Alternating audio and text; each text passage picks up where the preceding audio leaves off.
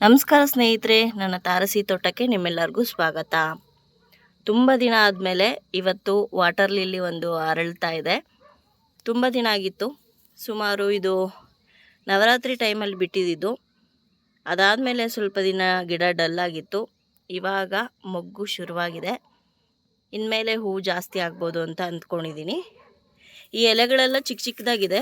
ಸ್ವಲ್ಪ ದಿನ ಹೋಗ್ತು ದೊಡ್ಡದಾಗತ್ತೆ. ಇನ್ನೂ ಅರಳಿಲ್ಲ. ಬೆಳಗ್ಗೆನೇ ನಾನು ಟೆರೆಸ್ ಮೇಲೆ ಬಂದಿರೋದ್ರಿಂದ ಇನ್ನು ಸ್ವಲ್ಪ ಹೊತ್ತು ಬಿಸಿಲು ಚೆನ್ನಾಗಿ ಬಂದಮೇಲೆ ಅರಳುತ್ತೆ. ನಾಳೆನೂ ಕೂಡ ಇದು ಹೂವು ಹಾಗೇ ಇರುತ್ತೆ.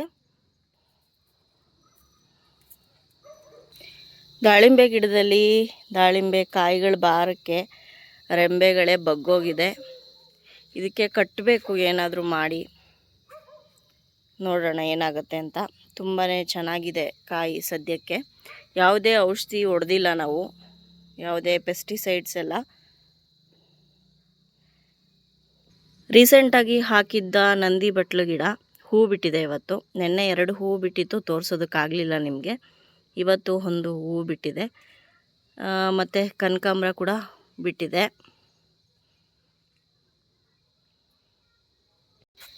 ಪಿಂಕ್ ಕಲರ್ ನಾಟಿ ದಾಸವಾಳ ಹೂವು 2 ಹೂವು ಬಿಟ್ಟಿದೆ. ವೈಟ್ ಕಲರ್ದು ಕೂಡ 2-3 ಬಿಟ್ಟಿದೆ.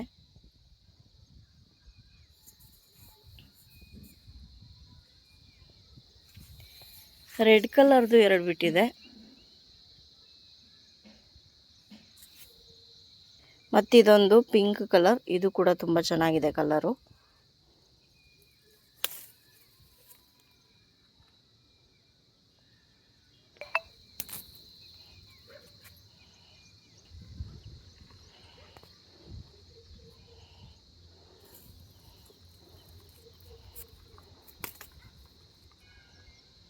ಕರಿಬೇವು ಬೇಕಾಗಿತ್ತು ಅಡುಗೆಗೆ, ಕಿತ್ಕೊಂಡಿದ್ದೀನಿ.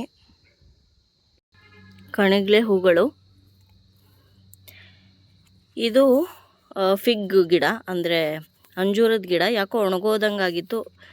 ಇವಾಗ ಚಿಗುರು ಬಂದಿದೆ. 2 ಕಡೆ ಚಿಗುರು ಬಂದಿದೆ. ತುಂಬ ಚೆನ್ನಾಗಿರುತ್ತೆ ಇದರ ಹಣ್ಣು. ಈ ಗಿಡದ ಕೆಳಗಡೆನೆ ಪುದೀನ ಹಾಕ್ಕೊಂಡಿದ್ದೀನಿ. ಮನೆಗಾಗುವಷ್ಟು ಸಿಗುತ್ತೆ. ಕನಕಾಂಬರ ಹೂಗಳು. ಇಷ್ಟು ಹೂಗಳು ಸಿಕ್ಕಿದೆ ಇವತ್ತು. ಸಂಪಿಗೆ ಗಿಡದಲ್ಲಿ ಪೂರ್ತಿ ಹೂ ಖಾಲಿ ಆಯಿತು. ಇನ್ನೆಲ್ಲ ಚೆನ್ನಾಗಿ ಚಿಗುರಿ ಮತ್ತು ಮೊಗ್ಗುಗಳಾಗುತ್ತೆ. ಸೊ ಇದಾಗಿತ್ತು ನಮ್ಮ ತಾರಸಿ ತೋಟದ ಅಪ್ಡೇಟ್ ಹಾಗೂ ಹಾರ್ವೆಸ್ಟಿಂಗ್. ಮತ್ತೊಂದು ವಿಡಿಯೋದಲ್ಲಿ ಸಿಗ್ತೀನಿ. ಅಲ್ಲಿಯವರೆಗೂ ಧನ್ಯವಾದಗಳು. ಗಿಡ ಮರ ಬೆಳೆಸಿ ಪ್ರಕೃತಿಯನ್ನು ಉಳಿಸಿ. Happy gardening.